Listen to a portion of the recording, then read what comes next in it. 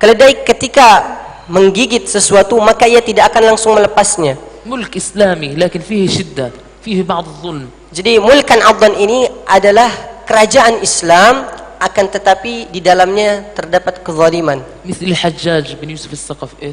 Ya. إسلامي مسلم لكن عنده بعض الظلم. Sebagaimana Hajjaj ibn Yusuf yang kita ketahui semua, ya, beliau adalah Muslim, akan tetapi beliau sangat keras. ثم يكون بعد ذلك حكما جبريا ديكتاتوري. Maka kemudian setelah zaman tersebut yang ketiga adalah mulkan jabriyan, yaitu diktator. الذي نعيشه الآن Yaitu zaman kita sekarang, زمن الفتن. zaman fitnah. الآن هنا البشارة. Maka di sini kabar yang akan kita sampaikan. ونحن ننتظر هذا الحل. Dan kita pun menunggu akan zaman sekarang ini. ثم يكون بعد ذلك Setelah zaman kita ini, sekarang ini ada zaman خلافة على منهاج النبوة. khilafah yang di atas sebagaimana zaman Rasulullah sallallahu alaihi wasallam. أن يعود الإسلام قويا. Islam kembali kuat sebagaimana di zaman Rasulullah sallallahu alaihi wasallam. ولاحظوا النبي صلى الله عليه وسلم لم يقل خلافة راشدة. Nabi Muhammad sallallahu alaihi wasallam tidak mengatakan akan setelah zaman ini terjadi zaman khilafah rasyidin, tidak, akan tetapi zaman nubuwah sebagaimana Nabi Muhammad sallallahu alaihi wasallam. أي لابد أن نكون نحن مثل الصحابة تماما. Jadi ketika kata Rasulullah akan setelah zaman kita ini zaman sebagaimana zaman Rasulullah, maka kita harus menjadi sebagaimana para sahabat radhiyallahu anhum. والنبي صلى الله عليه وسلم لم يرجع في الحديث بعد ذلك الحكم الدكتاتوري ملك عاض بعدين حكم خلافة على المنهج، لا، قال بعد الدكتاتوري قال مباشرة خلافة على منهاج النبوة. Rasulullah sallallahu alaihi wasallam tidak mengatakan setelah zaman kita ini akan ada zaman-zaman lagi, akan tapi langsung setelah zaman kita ini diktator, langsung apa? Zaman sebagaimana kita dipimpin oleh Nabi Muhammad sallallahu alaihi wasallam. لهذا انتبه لهذا الحديث الإمام مالك بن أنس رحمة الله تعالى عليه فقال. Oleh karenanya Imam Malik ibn Anas dalam hadis ini menjelaskan, لن يصلح آخر هذه الأمة إلا بما صلح به أولها. Tidak akan menjadi baik umat ini kecuali baik pula umat sebelumnya. أي لابد أن نكون مثل القرون المفضلة الأولى الذي امتدحهم النبي صلى الله عليه وسلم. Oleh karenanya kita harus menjadi sebagaimana zaman para sahabat radhiyallahu anhum. خير القرون قرني ثم الذين يلونهم ثم الذين يلونهم الصحابة والتابعون وتابع التابعين لابد أن نتشبه بهم.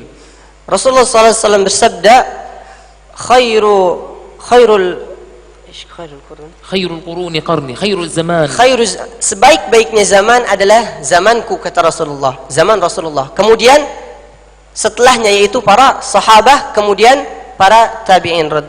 أي كأن النبي صلى الله عليه وسلم يقول لنا في الحديث الصحيح في الحديث السابق: إذا أردتم النصر وأردتم السلام وأردتم تحرير الأقصى وأردتم خليفة هنا وإمام عادل في أندونيسيا فلا بد أن تكونوا مثل الصحابة. Oleh karenanya seakan-akan Nabi kita Muhammad sallallahu alaihi wasallam menjelaskan, jikalau kita menginginkan kemenangan, jikalau kita menginginkan Masjidil Aqsa terbebaskan, jikalau kita menginginkan keselamatan, ketenangan di seluruh dunia ini, maka kita harus menjadi seperti sahabat radhiyallahu anhum. ما يفعله الصحابة أنا أفعله. Apa yang sahabat lakukan, apa yang Abu Bakar, Umar lakukan, kita harus lakukan. بغض النظر عن الخلاف في الفقه في المسائل. Tanpa melihat khilaf di dalam fikih. لطالما الصحابة يفعلونه نريد أن نفعله.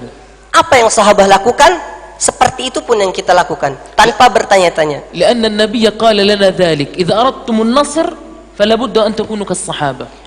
Oleh karenanya Nabi kita Muhammad sallallahu alaihi wasallam mengatakan, jikalau kita menginginkan kemenangan, maka kita harus menjadi seperti sahabat radhiyallahu anhum. فأضرب مثالا.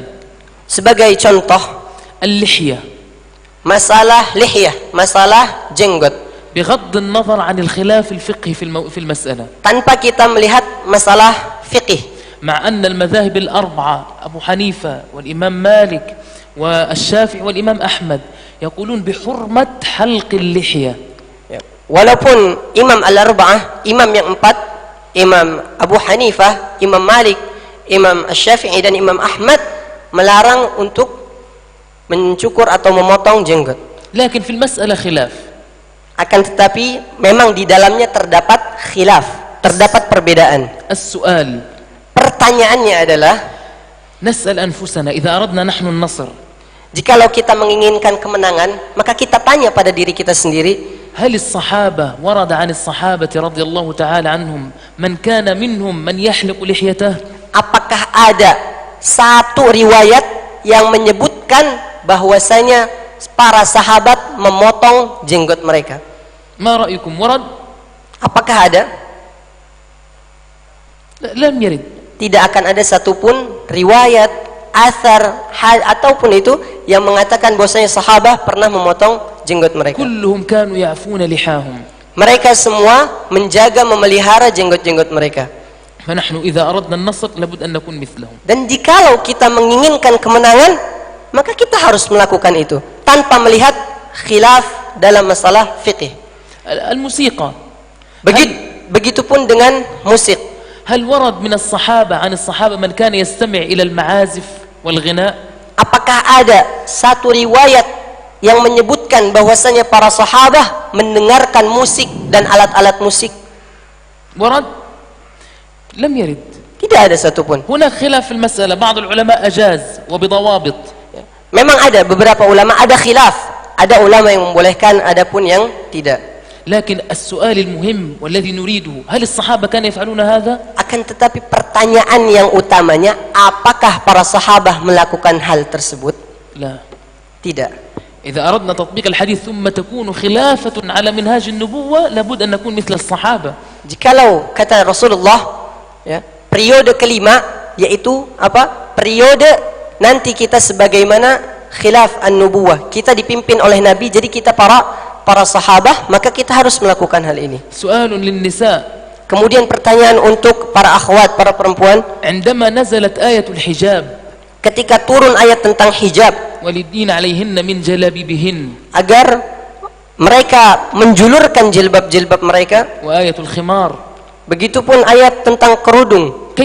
كيف تصرفت الصحابيات؟ Bagaimana para sahabiyat, ya, mereka melakukan hal tersebut? هل لبسن الثياب الذي نلبسه اليوم القصير نصف الكم والبنطال وبدون غطاء الرأس؟ Apakah para sahabiyat di zaman Rasulullah memakai baju-baju pendek kemudian tidak memakai kerudung? هل ورد هذا؟ Apakah ada dalam riwayat yang mengatakan para sahabiyat memakai celana kemudian baju yang pendek? مستحيل. Tidak akan ada, mustahil. إذا أردتم النصر Maka jikalau kita menginginkan kemenangan, فالطريق واضح، قلدوا الصحابة. maka jalan telah jelas. Kita harus menjadi sebagaimana para sahabat. يكفي أن نقول هذه الكلمة: Mungkin cukup kita berbicara tentang masalah ini. هؤلاء قوم رباهم النبي صلى الله عليه وسلم. Mereka, para sahabat adalah kaum yang dipimpin, yang dididik oleh Rasulullah sallallahu alaihi wasallam. تخيل أن النبي صلى الله عليه وسلم موجود الآن بيننا، هل ستحلق لحيتك مثلا؟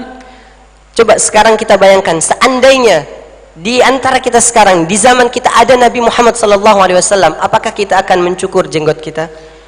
وأنا لا أقول فقط في اللحية والحجاب، حتى في أمور العبادة. Dan Syekh mengatakan, dia tidak mengatakan masalah jenggot, masalah hijab, masalah musik, akan tetapi seluruh ibadah. أسألكم سؤال. Syekh, kita akan bertanyakan satu soal. عندما كان ينزل الأمر من الله أو من النبي صلى الله عليه وسلم، يقول النبي مثلا افعلوا كذا.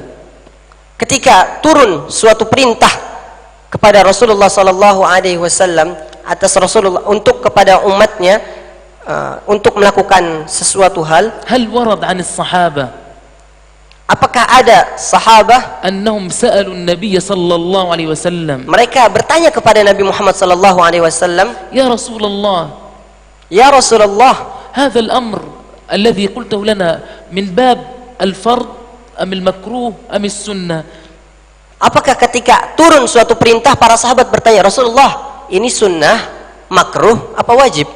إن كان فرض نفعله Kalau misalkan wajib, saya kerjakan. إن كان مكروه مثلا سنة لا نفعل Kalau misalkan sunnah, mungkin enggak deh. هل ورد؟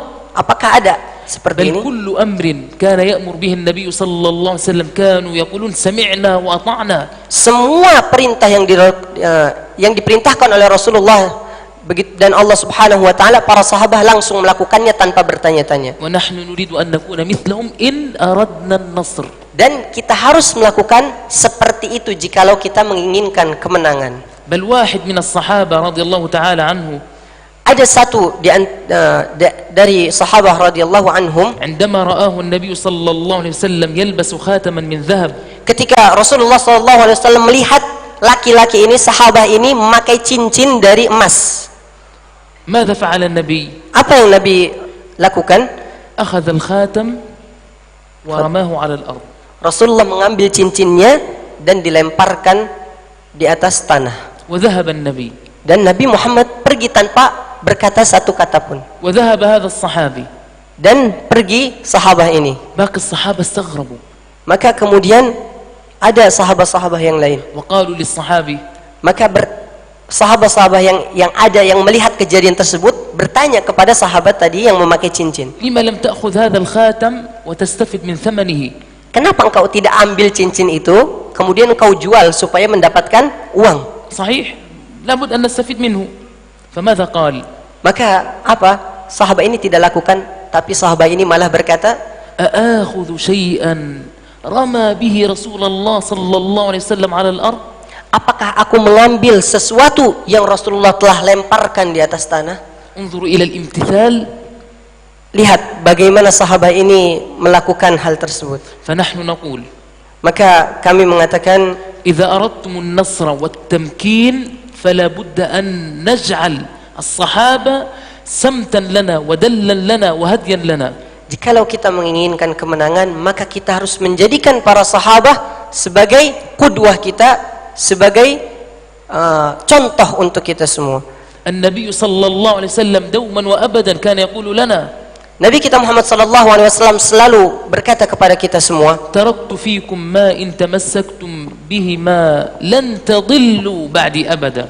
Aku tinggalkan kepada kalian ya sesuatu yang jikalau kalian berpegang teguh kepadanya, kalian tidak akan tersesat selamanya, كتاب الله yaitu Al-Qur'an وسنتي. dan hadis Nabi Muhammad sallallahu alaihi لماذا wasallam. كتاب الله؟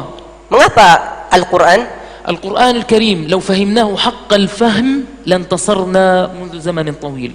Kalau kita faham makna Al-Qur'an yang sebenarnya, maka kita sebenarnya sudah menang dari zaman dahulu.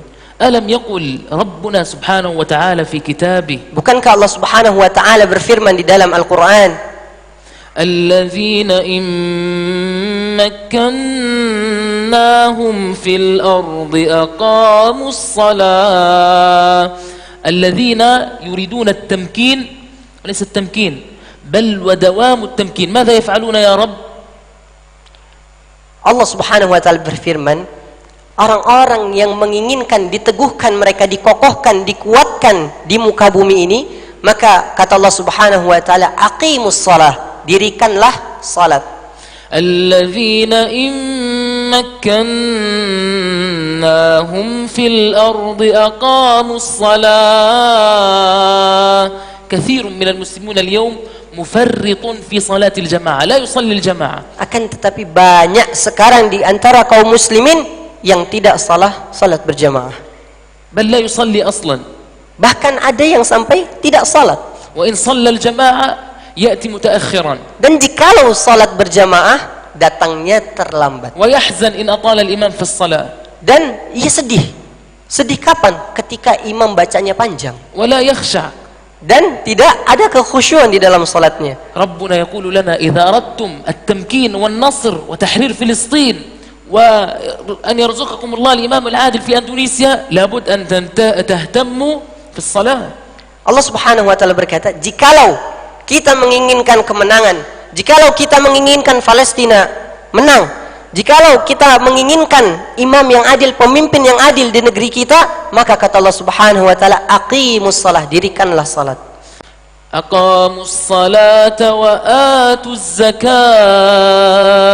الأمر الثاني هو إيتاء الزكاة. Yang poin kedua adalah atuz zakah, menunaikan zakat. أزمة الأمة اليوم هي أزمة اقتصادية. Maka sekarang ini ya, poin penting dalam kehidupan kita adalah ekonomi, perekonomian. لو أن جميع أغنياء المسلمين اليوم أعطوا زكاة أموالهم لفقراء المسلمين لما بقي فقير واحد على وجه هذه الأرض. Jikalau seandainya orang-orang muslim yang kaya di muka bumi ini menunaikan zakatnya, niscaya tidak akan ada lagi orang miskin satupun di muka bumi ini. وكم هي الزكاة؟ Berapa zakat itu? 2.5%. 2,5%. مبلغ بسيط جدا جدا. Nilai yang sangat kecil sekali. وهو ليس من حقك.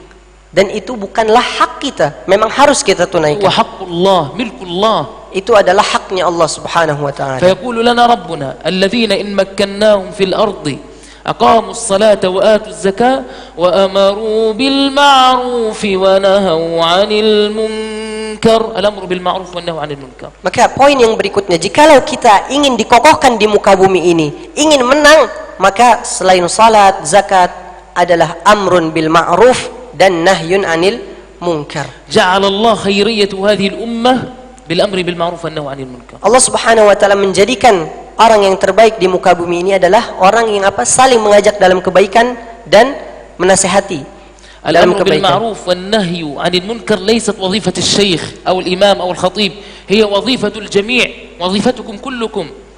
Jadi poin amrun bil ma'ruf dan nahyun anil munkar ini bukanlah tugas seorang khatib, tugas seorang syekh, tugas seorang imam, akan tetapi tugas kita semua. عندما ترى معصية أو خطأ تعدل. Jikalau kita melihat suatu maksiat, jikalau kita melihat suatu kesalahan, maka kita harus benarkan.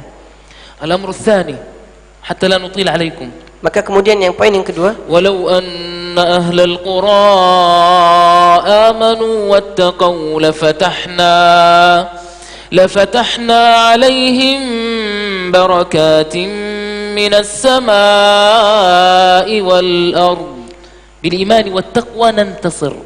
Allah Subhanahu wa taala berfirman, jikalau seandainya walau anna ahlal qura, penduduk negeri ini, amanu, beriman, wattaqau, dan bertakwa, maka Allah Subhanahu wa taala akan bukakan keberkahan dari langit. كفانا الله هم كل شيء في هذه الحياة فقط بصلحنا مع الله. Allah Subhanahu wa taala akan cukupkan kita semua, kemenangan semuanya akan Allah berikan dengan syarat kita beriman kepada Allah Subhanahu wa taala, mengikuti para sahabat. Innallaha la yughayyir ma biqaumin hatta yughayyiru ma bi anfusihim. Allah Subhanahu wa taala tidak akan merubah suatu kaum sampai kaum tersebut merubah diri mereka masing-masing. Hal qala Allah innallaha la yughayyiru ma biqaumin hatta yughayyira al-mas'ulun ma bi anfusihim aw al-qada ma bi anfusihim. Apakah Allah Subhanahu wa taala berkata Allah tidak akan merubah suatu kaum sampai pemimpin-pemimpin kaum tersebut berubah? Tidak. At-taghyir mas'uliyatul jami'. Jadi perubahan itu adalah tugas kita semua. Kitab Allah wa sunnati, sunnatu Nabi sallallahu alaihi wasallam, madza yujad biha? Al-Quran dan sunnah Nabi Muhammad sallallahu alaihi wasallam. عليكم بسنتي وسنة الخلفاء الراشدين المهديين من بعدي عضوا عليها بالنواجذ تمسكوا بها جيدا. Kata Rasulullah sallallahu alaihi wasallam, alaikum bisunnati, hendaklah kalian mengikuti sunnahku, contoh hidupku. An nattabi' hadiy an-nabi was-sahabah wal-khulafa' ar-rasyidin. Kita mengikuti semua contoh Nabi dan khulafa'ur rasyidin. Addu 'alaiha bin nawajidh. Kita genggam, kita gigit dengan gigi geraham kita. Indaha wa hinaha sanantasir. Jikalau kita melakukan hal tersebut, maka insyaallah Allah Subhanahu wa taala akan memenangkan kita semua. Akhiran, dan akhir, al-khutwah al-ula lit-taghyir وتحرير المسجد الأقصى والوصول إلى السلام العالمي في جميع العالم هو تغيير النفس. Langkah pertama, jikalau kita menginginkan kemenangan di Masjidil Aqsa, menginginkan pemimpin yang adil, ketenangan di seluruh dunia, adalah merubah diri kita masing-masing. إن فهمتم رسالتي جيدا أنا انتهيت. إن فهموا ما قلناه جيدا أنا قد انتهى درسي. Jikalau seandainya kita semua faham apa yang dikatakan Syekh, sudah selesai apa pelajaran kita pada بارك الله pagi ini. فيكم وجزاكم الله تعالى خيرا والسلام عليكم ورحمة الله تعالى وبركاته. Waalaikumsalam warahmatullahi. Mungkin tadi itu yang bisa disampaikan oleh Syekh. Jadi kesimpulannya bahwasanya setelah zaman mulkan jabriyan, ya, pemimpin diktator ini, kata Rasulullah, ada yang namanya zaman sebagaimana zamannya Rasulullah. Berarti para sahabat. Rasulullah tidak mengatakan zaman sebagaimana zamannya yang dipimpin para sahabat. Ketika yang memimpin sahabat, maka kita seperti para tabi'in. Tapi kata Rasulullah, zaman sebagaimana aku yang memimpin. Berarti ketika Rasulullah memimpin, kita semua adalah para sahabat. Jadi jikalau kita menginginkan kemenangan, maka kita harus menjadi sebagaimana layaknya para sahabat radhiyallahu anhum. Mungkin ini kesimpulan yang bisa disampaikan. Kurang lebihnya mohon maaf. Terima kasih atas perhatiannya. Kita lanjutkan kajian kita, yaitu dengan Ustadz Subki, kajian Riyadhus Shalihin. Kepada beliau kami persilahkan.